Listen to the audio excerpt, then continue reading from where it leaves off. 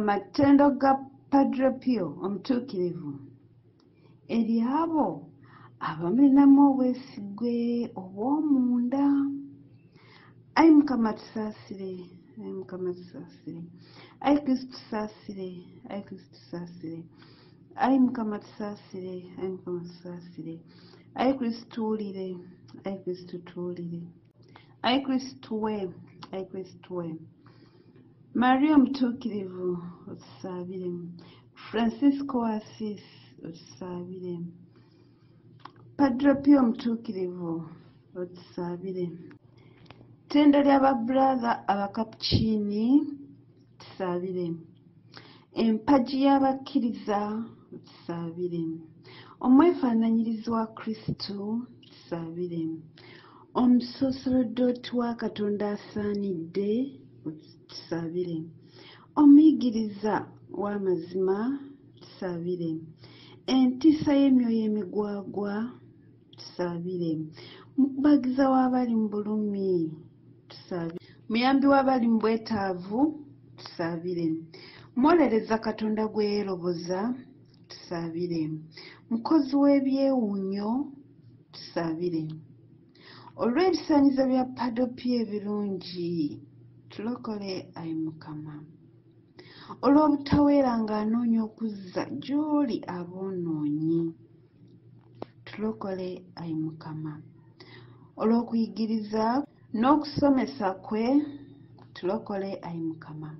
olw'amaziga ge yakaaba okusonyiisa aboonoonyi tulokole ayi Mukama, olw'obugumiikiriza tulokole ayi Mukama, bwe n'eggonjebwa tulokole ayi Mukama, olw'enfa ye ey'ekitiibwa tulokole ayi Mukama, ku lunaku olw'okulamulwa ffe aboonoonyi tulokole ayi Mukama, tuwe obugumiikiriza nga tubadde tuli mu kugezesebwa, tukusaba otuwulire, tuyambe mu byetaago byaffe, tukusaba otuwulire, wulira okwegayirira kwaffe n'ebyo bye tukusaba, tukusaba otuwulire, yasa mu ffe omuliro gw'okwagala gw'obwakatonda, tukusaba otuwulire, tuwe okukuumibwanga n'okwolerezebwanga